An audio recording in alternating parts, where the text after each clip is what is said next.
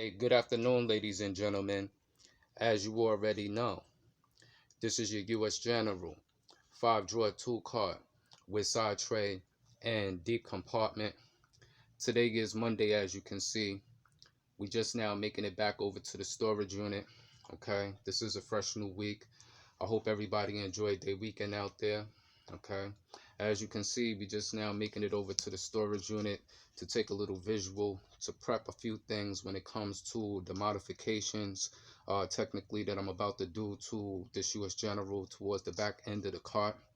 Okay, just as well as this morning I did receive some, still got a couple of other different things that I'm waiting for that be arriving sometime periodically throughout the week. All right, but in the meantime, we are going to be able to take a good look at what basically came in this morning, just as well as I'm going to point out a couple of different things and show a little demonstration when it comes to the modifications that I'm technically about to do to the back of the cart. All right, so I ain't going to keep you hold up too much more longer in the introductory of things, but as I always state, as usual, I always keep my signature lingering somewhere in the background. My Dunkin' Donuts coffee. You already know. Okay?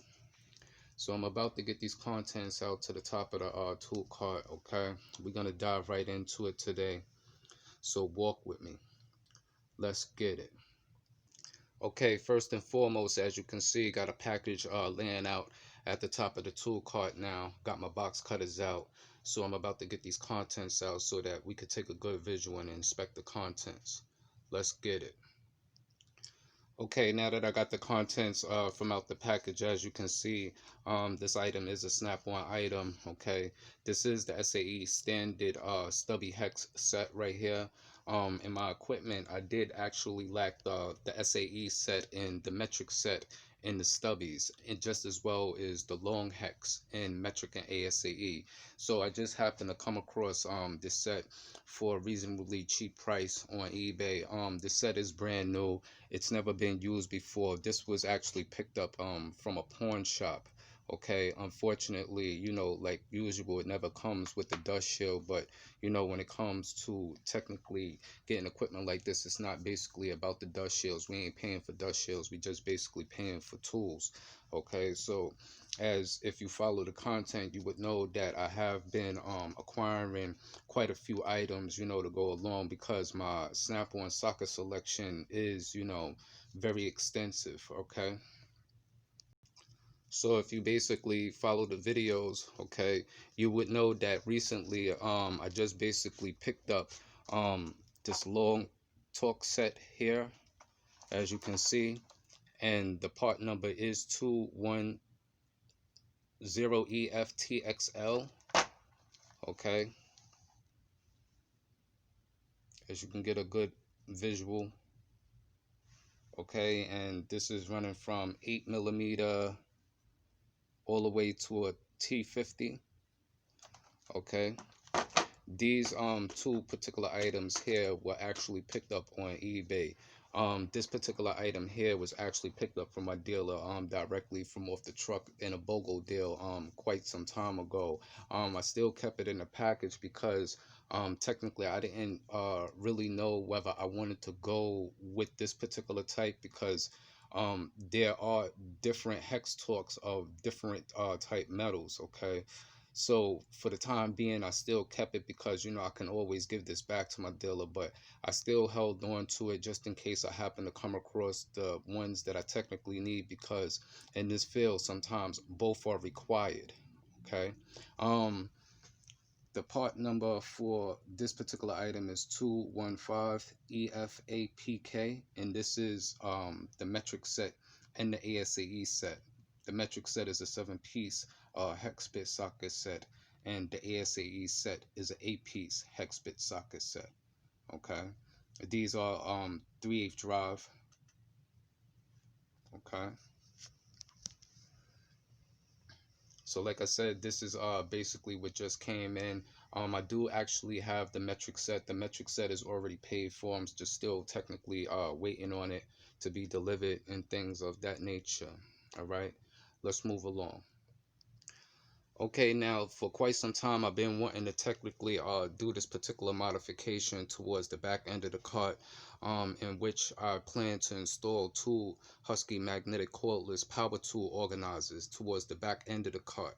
Okay, I have been stagnant in the process because I actually established purchasing two of the organizers. Okay, one is technically on the card here, as you can see if you follow the content and you basically follow the videos. But in the process of time, depending upon how many guns I really wanted to get to the back, which the magnetic cordless organizers hold 3 guns each, with total combined would make 6 guns. But when I came to the realization of making this particular modification, okay, just as well as the power solution, now I'm capable of getting 5 guns, okay, on one holster. All right, but basically installing two to the back, I would technically be able to get 8 different units on the holster.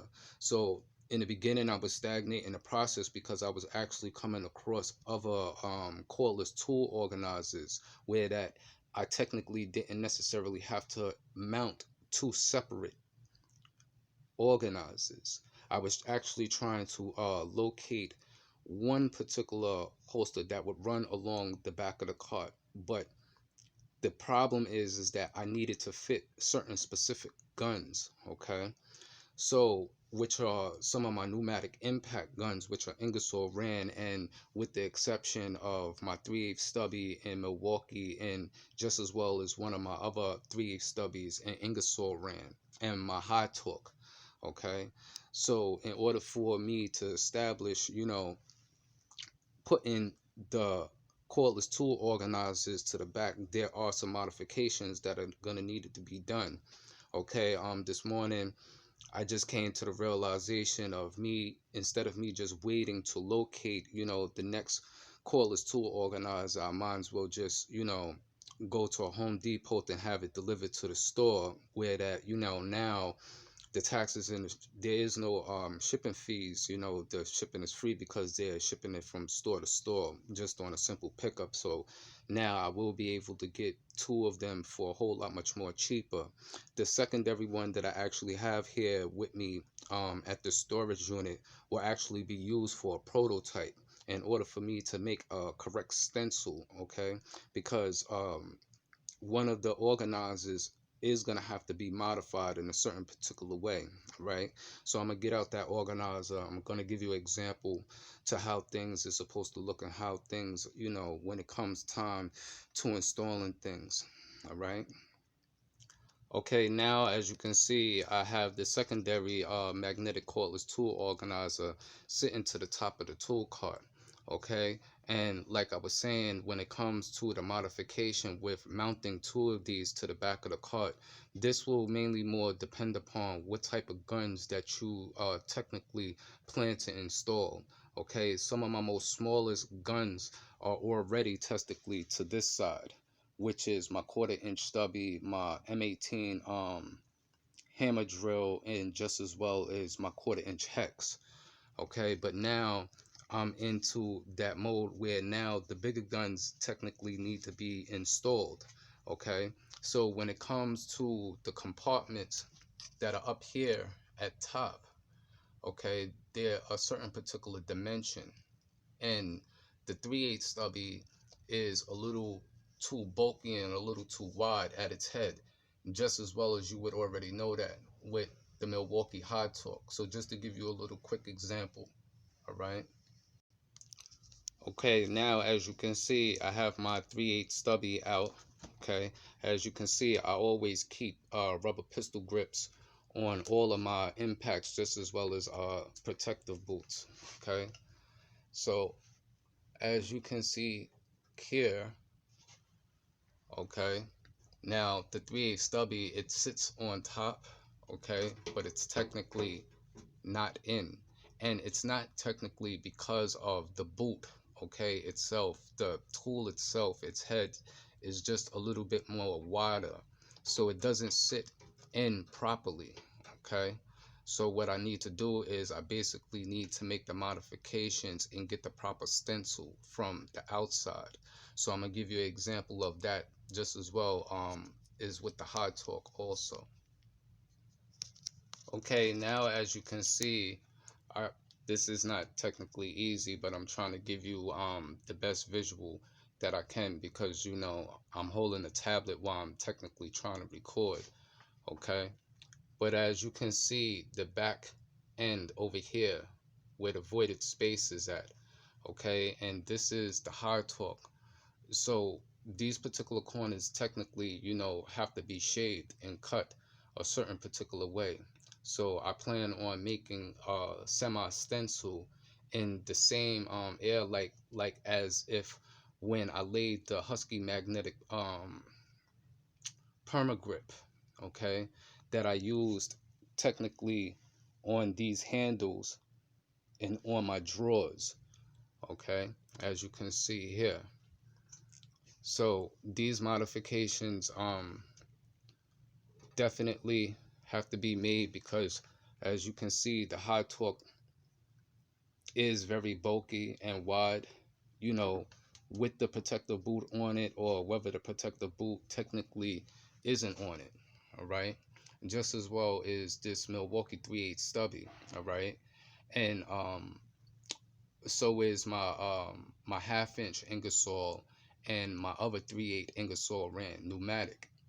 Okay, so technically, you know, that's uh 4 different guns that technically need to be modified within the 2 magnetic cordless power tool organizers. So I'm gonna show you a little example of the stencils that I technically made when I laid the Husky perma grip to the magnetic cordless tool organizers. Okay, now as you can see here towards the side tray, this was the first original stencil that I made. And as you can see, on this particular end, it was already marked off, okay, to be modified. All right, this was technically for the one that is actually already installed and mounted to the side of the cart. All right, but I kept this stencil for a particular reason. All right, so that now when I know it has to be shaved out, okay, I can get the proper stencil and get one to the inside, and get one to the outside, and have it tacked in properly, so that when I go to make the cuts are very even. All right, and the way that I tend to do it, it will be in a sense like you would have never been able to tell that they were technically cut, especially when I go to put the Husky perma grip and lay the foam lining over it. Okay, when it comes to this modification, this is where the cutoff tool, okay, will shine, all right, in this particular area, in order to um, get this modification done, which should be quick and simple. What I just need to do is I just need to run down to the Home Depot, then order the other two and have them technically send them to the store. But in the process, what I'll do is I will use this particular holder as the prototype. The reason why is because by me moving it around and stuff like that, I wind up, as you can see over here, I bent this corner right here. And even if I had this particular one turned around on the opposite end, it would be bent out towards the right hand side of the cart.